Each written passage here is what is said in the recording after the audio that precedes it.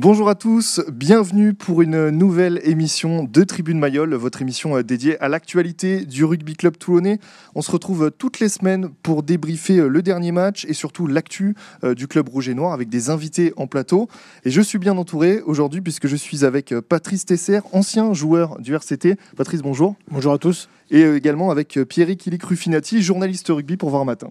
Bonjour Nance, bonjour à tous. Alors on va évidemment revenir sur la belle victoire du RCT, c'était samedi soir en Angleterre 34-23. On va débriefer ce match mais aussi l'actu du club, il y a eu des choses qui se sont passées et qui se sont dites cette semaine et on finira par parler de la réception de Newcastle samedi à Mayol. Tribune Mayol, ça démarre tout de suite.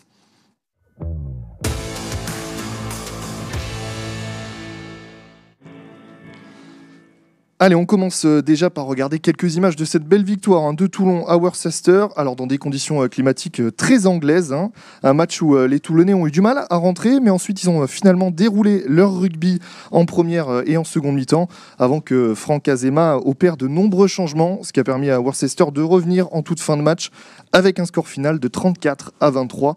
Bonus offensif pour les Toulonnais. Au classement, Toulon est premier de sa poule devant Newcastle. Et c'est cette équipe-là que Toulon recevra samedi à Mayol. Messieurs, déjà pour commencer, une question simple. Qu'est-ce que vous avez pensé de la prestation des Toulonnais samedi soir ? Patrice Tesser, pour commencer. L'objectif était de se rassurer pour le rugby club toulonnais. Actuellement, c'était un peu compliqué, il y a un mois sans jouer, donc un effectif qui a été amoindri par ce Covid. On ne connaissait pas l'état de forme exact des joueurs. Et se déplacer tout de suite en Angleterre dans un contexte un peu difficile avec le climat qui est aussi rude, une victoire était déjà très, très belle. Et avec le bonus, du coup, là, c'est la cerise sur le gâteau. Assez d'accord avec cette analyse ?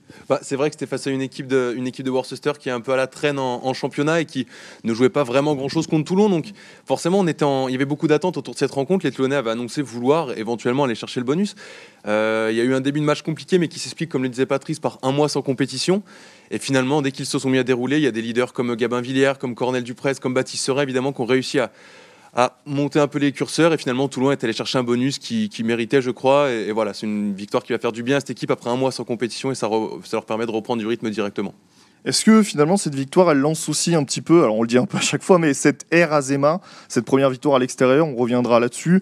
Là ça faisait presque un mois qu'il n'avait pas joué, il a eu le temps aussi de découvrir son effectif. Cette victoire, est-ce qu'elle lance l'ère Azema ? Ça va faire maintenant 2 mois que Franck Azema a remplacé Patrice Colazo. Alors c'est compliqué parce qu'il a un début d'aventure avec seulement 4 matchs depuis son arrivée, 4 ou 5 matchs, pardon.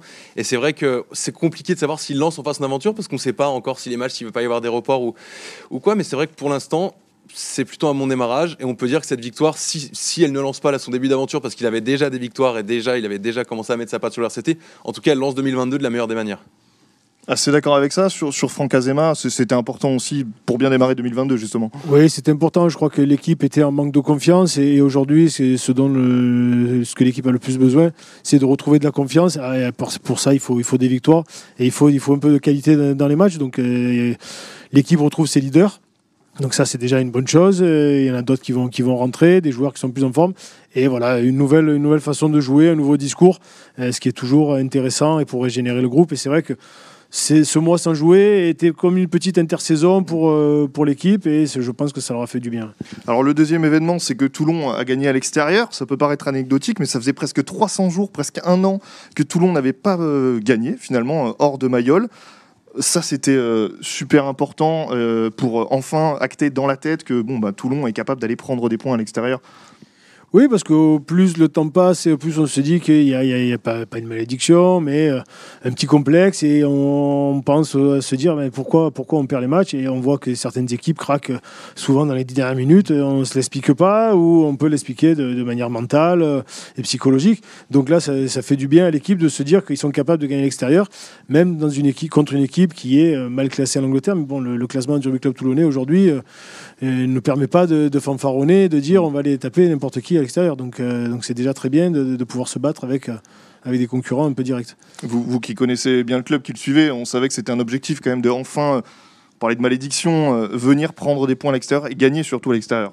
Le problème des défaites à l'extérieur, c'est que ça devient vite un cercle vicieux. tu perds, donc on te rappelle que tu perds, donc tu te dis mince, j'arrive pas à gagner à l'extérieur, et les choses entraînent les choses et ça devient compliqué. Et c'est vrai que depuis février 2021, tout le monde n'avait pas gagné, c'était contre Pau à l'époque à l'extérieur, et du coup on rappelait régulièrement toutes les semaines en conférence de presse, qu'est-ce que vous pensez que c'est cette semaine? Et finalement ça ne souriait pas. Il y a eu en décembre le match nul à Pau qui a fait beaucoup de bien aux têtes toulonnaises parce que ça leur a permis justement de se dire on est capable de le faire. Et là cette victoire, c'est clair que c'est un objectif et qu'elle va faire beaucoup de bien parce que maintenant il y a plus ce truc de ça fait un an que vous n'avez pas gagné en déplacement. Alors on va revenir un petit peu aussi sur l'actualité du club et elle a été marquée par la sortie dans les colonnes de Var Matin, à votre micro entre guillemets Pierrick, du président Bernard Lemaître. Alors je le cite, il a qualifié 2 joueurs, en l'occurrence Facundo Issa et Ben Etzebet, d'handicap pour le club. Déjà avant de dire ce qu'on pourrait en penser, est-ce qu'on peut revenir déjà sur le contexte de cette phrase, le contexte de cette interview? Alors je pense que ça a été vraiment surinterprété comme déclaration de la part notamment des supporters toulonnais parce que ce qu'il faut bien comprendre c'est qu'à ce moment-là avec Bernard Lemaître on discute de comment construire son effectif pour la saison suivante. Je lui pose une question sur les prolongations. Alors j'évoque Christopher Tolofua, j'évoque notamment Facundo Issa. Et là à ce moment-là il tique et il me dit en fait qu'il y a aussi une vraie problématique à prendre en compte quand on parle des transferts et de la construction d'un effectif, c'est le salary cap et c'est les GIF. Or, Facundo Issa n'est ni GIF et a un salaire qui est important puisqu'il est international. Et donc, il m'explique que dans ce contexte-là, c'est important d'avoir des joueurs qui sont disponibles régulièrement. Avant l'émission, j'ai regardé un peu Facundo Issa depuis qu'il est au RCT, donc depuis 5 saisons. Il joue en moyenne 16 matchs par saison. Voilà, sur une saison où il y a 26 matchs de top 14, plus des phases finales, plus de la Coupe d'Europe. En effet, on comprend que le président du RCT attende que ces joueurs soient davantage disponibles. Ça ne veut pas dire qu'il considère que Facundo Issa est un handicap pour l'effectif, et il a reconnu que c'était un joueur qui était décisif quasiment à chaque fois qu'il jouait. Mais voilà, c'est à remettre en contexte dans le contexte de c'est un joueur qui n'est pas disponible tous les week-ends, et qui même s'il est décisif régulièrement, on ne peut pas compter sur lui tous les week-ends. Donc forcément, c'est dans la négociation de la prolongation ou non de Facundo Issa. Une maladresse plus qu'un réel problème de fond sur cette déclaration? Non, je ne pense pas que ce soit une maladresse. Et je pense plutôt que c'est une surinterprétation. Et aujourd'hui, à l'heure des réseaux sociaux, on sort le mot, on sort la phrase du contexte et on dit c'est un handicap. Donc on va dire tout de suite le mot handicap est assez péjoratif. Donc non, je pense que le président, sur sa manière comptable, est très lucide. J'ai connu d'autres présidents avec des très bons joueurs dans d'autres clubs qui n'hésitaient pas aussi quand le joueur n'était pas assez rentable, parce que l'important pour un joueur, c'est d'être capable de jouer, de postuler. Quand les joueurs ne peuvent pas postuler pour jouer, et c'est vrai que là, c'est tout de suite le ratio coût horaire, on va dire, ou coût par match devient trop important.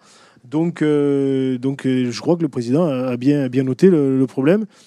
Et comme il parlait de la construction de l'effectif, est-ce que c'est bien d'avoir beaucoup d'internationaux? Oui, c'est bien pour le club, c'est bien pour le roi du club, pour la qualité, mais on sait que les internationaux sont souvent absents. Et peuvent avoir des blessures encore plus souvent parce que les matchs internationaux sont encore dans une intensité supérieure, donc c'est très important à prendre en compte. Et finalement, est-ce que la meilleure réponse, elle n'est pas venue du terrain? Facundo Issa, il a fait un super match samedi, il a marqué un très bel essai. Finalement, c'était la meilleure réponse?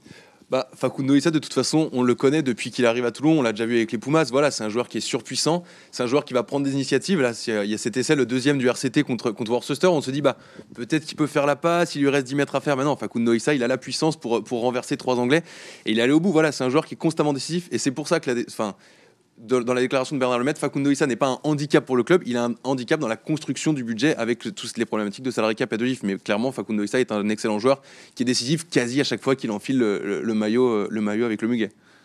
Alors sur ce prochain match des Anglais, mais qui cette fois se déplace à Mayol, c'est Newcastle qui va affronter Toulon samedi soir.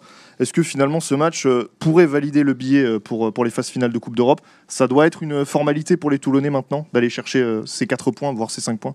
Une formalité, c'est toujours un peu difficile à dire. Par contre, maintenant, ambitionner la victoire et ambitionner une qualification, oui, ça c'est ce qui est un objectif pour le rugby club toulonnais.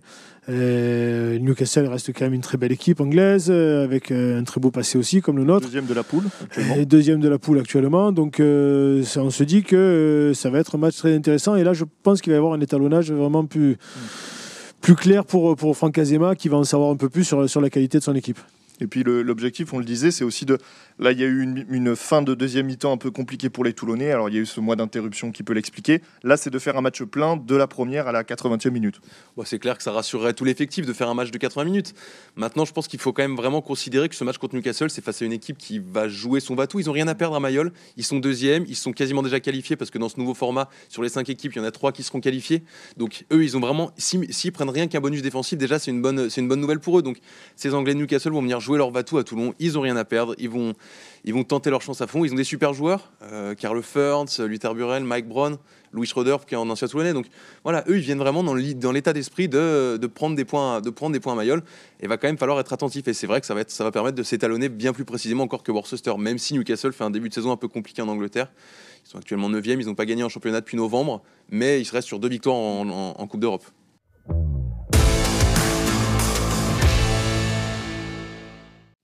Patrice Tesser, Pierrick Ilic Ruffinati, merci beaucoup d'avoir été avec nous pour analyser cette rencontre et ce prochain match qui arrive.